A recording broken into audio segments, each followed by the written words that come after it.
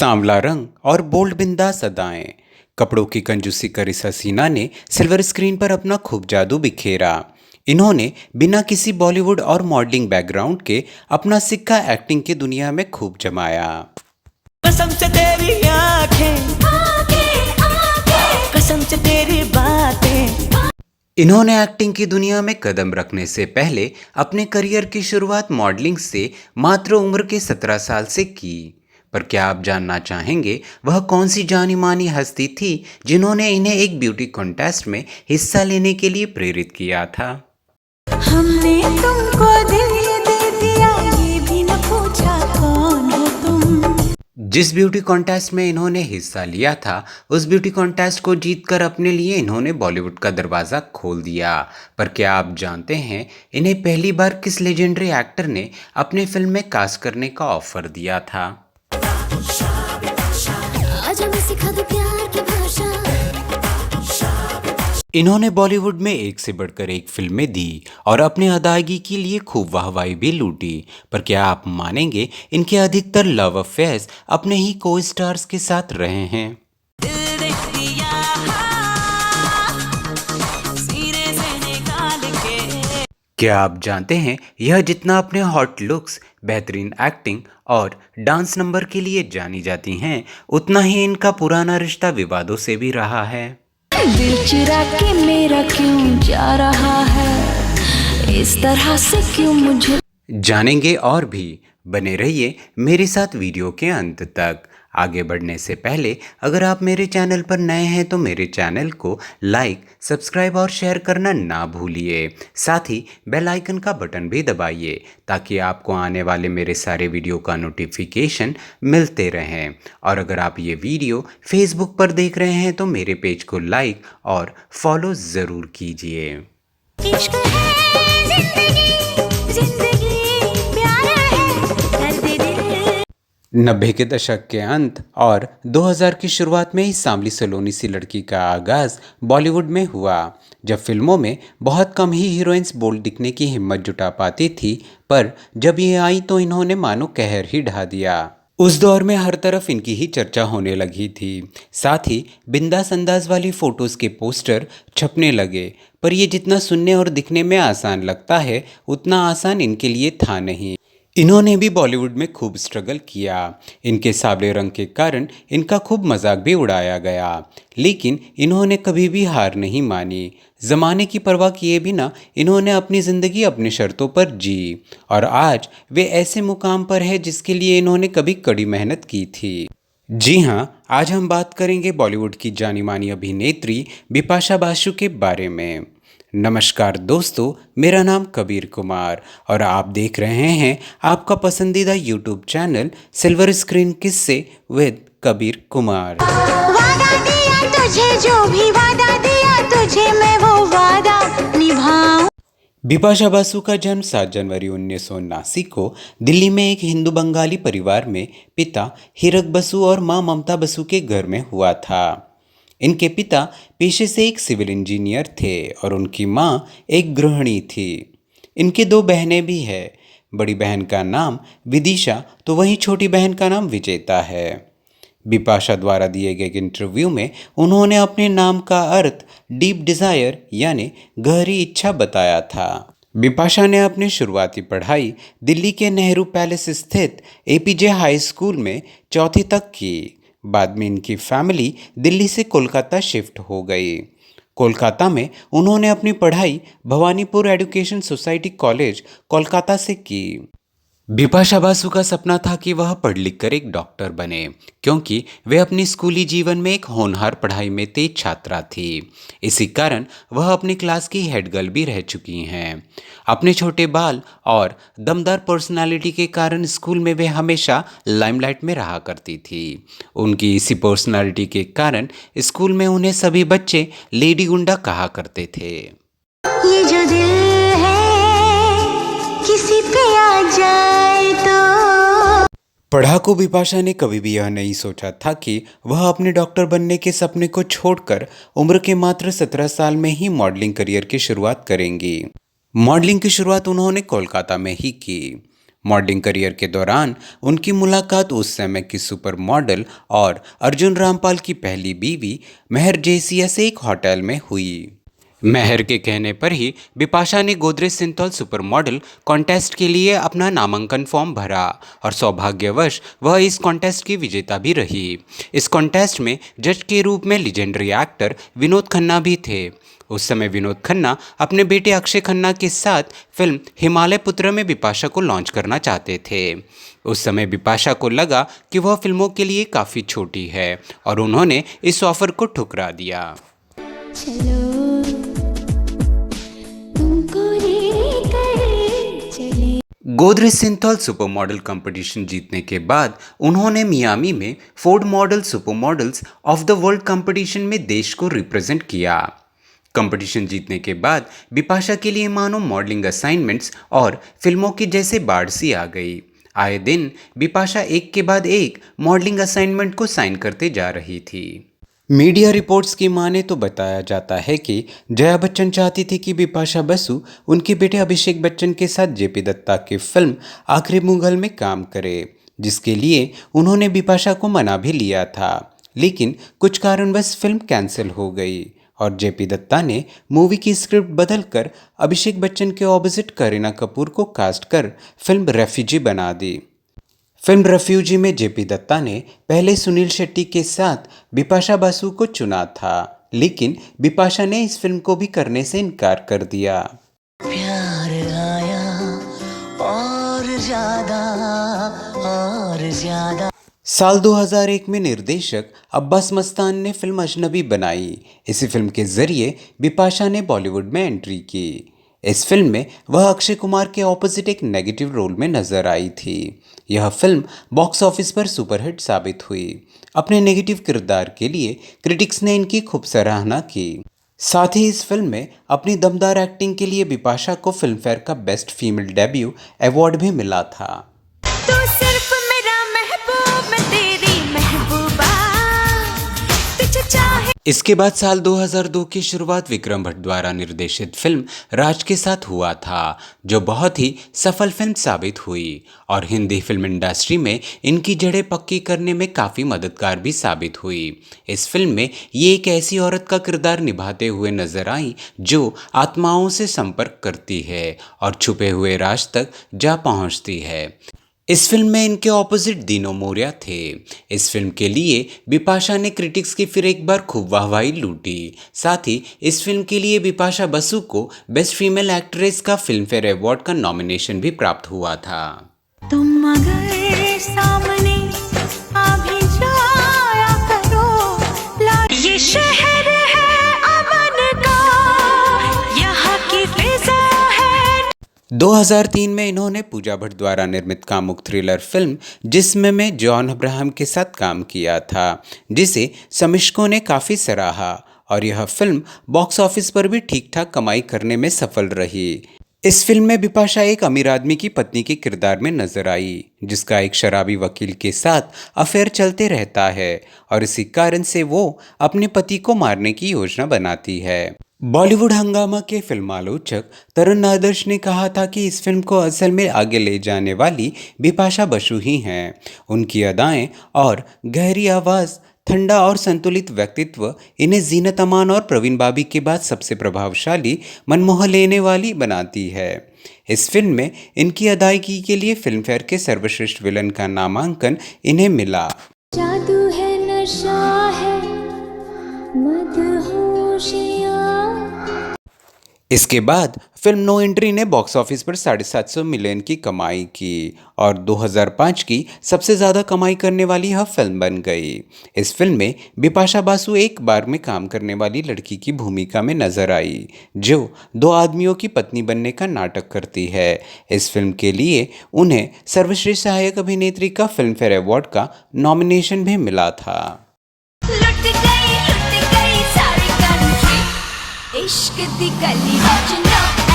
बिपाशा बासु की फिल्मों की बात करें तो इन्होंने एतबार, रुद्राक्ष, रक्त, मदहोशी, बरसात, अपहरण, नो एंट्री, धूम 2, फिर हेरा फेरी, कॉर्पोरेट और ओमकारा में काम किया। फिल्म नो एंट्री, कॉर्पोरेट और धूम 2 जैसी फिल्मों से मिली सफलता ने इन्हें एक सफल अभिनेत्री बना दिया था। Excuse me to please, मुझे नींद अब ना। बिपाशा बसु ने हिंदी सिनेमा में जितनी फिल्मों से चर्चा बटोरी, उससे कहीं ज़्यादा मीडिया में उनकी लव अफेयर सुर्खियों में रही। बॉलीवुड में कदम रखने के बाद बिपाशा बसु का पहला नाम उनके दूसरे फिल्म के को स्टार और अभिनेता डीनो मोरिया के साथ जुड़ा था। डीनो मोरिया उनके साथ कई फिल्मों में नजर आए थे, जिनमें से राज, गुनाह, रक्त जैसी फिल्में शामिल हैं। तो वहीं कुछ का कहना है कि फिल्म राज से पहले से ही दोनों एक दूसरे को डेट कर रहे थे। हालांकि दोनों की लव लाइफ लगभग 6 सालों तक चली और दोनों की राहें इसके बाद जुदा हो गई। रूठ कर हम उन्हें भूल जाने लगे। डीनू मोरिया के बाद बिपाशा बासु का नाम बॉलीवुड के हंक जॉन अब्राहम के साथ जुड़ा। बॉलीवुड के गलियारों के मुताबिक दोनों ही सितारे अपने अपने रिश्ते को लेकर काफ़ी सीरियस भी थे। इस कपल को बॉलीवुड का सबसे हॉट कपल कहा जाता था और इनका यह रिश्ता लगभग 10 सालों तक चला। फिर जैसे इस हॉट कपल की जोड़ी को मानो किसी की नज़र लग गई, अचानक 2011 में इनके ब्रेकअप की खबरें मीडिया में आने लगी, जिससे इस कपल के चाहने वालों के बीच निराशा देखने को मिली। छोड़ छोड़ जा जाओ। इसके बाद बिपाशा बासु का नाम साउथ स्टार राणा दुगुबत्ती के साथ भी जुड़ चुका है। दोनों ही सितारे फिल्म दम मारो दम में एक दूसरे के साथ नजर आए थे। फिल्म के बाद दोनों की बढ़ती नज़दीकियों ने कई सुर्खियां भी बटोरी थी। हालांकि यह रिश्ता भी ज़्यादा दिनों तक चल नहीं पाया। हरमन बावेजा का नाम बिपाशा के साथ भी जोड़ा जाता है। हरमन बावेजा के साथ अपने रिश्तों का करार बिपाशा ने ट्विटर पर भी किया था और इसके कुछ महीनों बाद ही इन दोनों की शादी की अफवाहें भी उड़ी थी, पर ये अफवाहें मात्र अफवाहें ही थी। तो वहीं कुछ का मानना और कहना है कि डीनू मोरिया से पहले मिलिंद सोमन को भी बिपाशा बासु ने डेट किया हुआ था। जवा पे लगा लगा रे नमक इश्क का है। हॉरर फिल्म अलोन में बिपाशा ने टेलीविजन हंक करण सिंह ग्रोवर के साथ काम किया था। इसी फिल्म के बाद दोनों कई जगह घूमते हुए नजर आए थे। इसी बीच बिपाशा कई बार सोशल नेटवर्किंग साइट पर भी अपनी और करण की तस्वीरें भी पोस्ट कर चुकी थी। आखिरकार बिपाशा बासु और करण सिंह ग्रोवर ने 30 अप्रैल 2016 को बेहद ही खूबसूरत तरीके से रीति रिवाजों को फॉलो करते हुए शादी की और इनकी शादी में बॉलीवुड की कई मशहूर हस्तियों ने भी शिरकत की थी। बताते चले कि यह बिपाशा का तो पहला विवाह था, परंतु इनके पति का नहीं।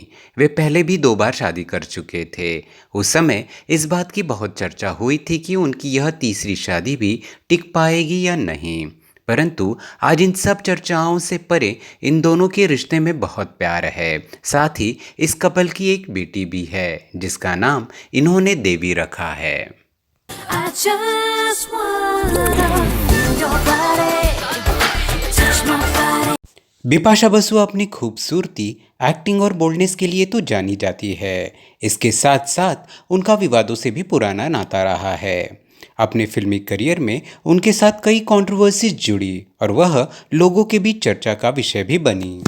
साल 1998 में उन्होंने अपने एक्स बॉयफ्रेंड डीनो मोरिया के संग एक अंडरगारमेंट ब्रांड का एड शूट किया था। इस एड में सफ़ेद रंग के सोफे पर लेटी बिपाशा की लॉन्जरी को डीनो मोरिया अपने दांतों से खींच रहे थे।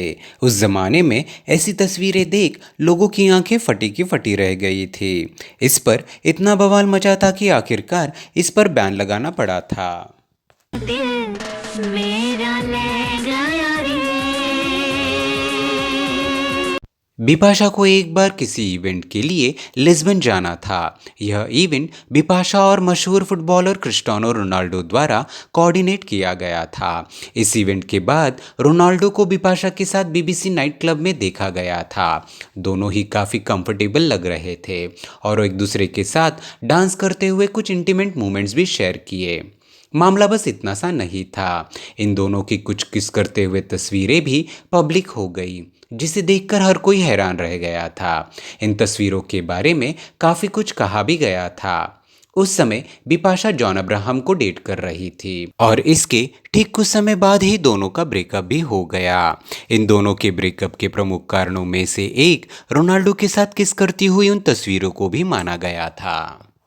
हाँ तुम्हें तुम्हें तुम्हें हम चाहते हैं। बॉलीवुड के अब तक के सबसे बड़े विवादों में से एक अमर सिंह और बिपाशा बासु का ऑडियो टेप था जो कि लीक हो गया था। इस ऑडियो टेप के लीक होने के बाद हर जगह हलचल मच गई, चाहे वह बॉलीवुड हो या आम जनता या फिर राजनीति के गलियारे। इस टेप में बिपाशा को अमर सिंह के साथ अभद्र अश्लील बातचीत करते हुए सुना गया था, पर बाद में यह ऑडियो टेप फेक निकला। ओ जाने जाना, ओ जाने जाना।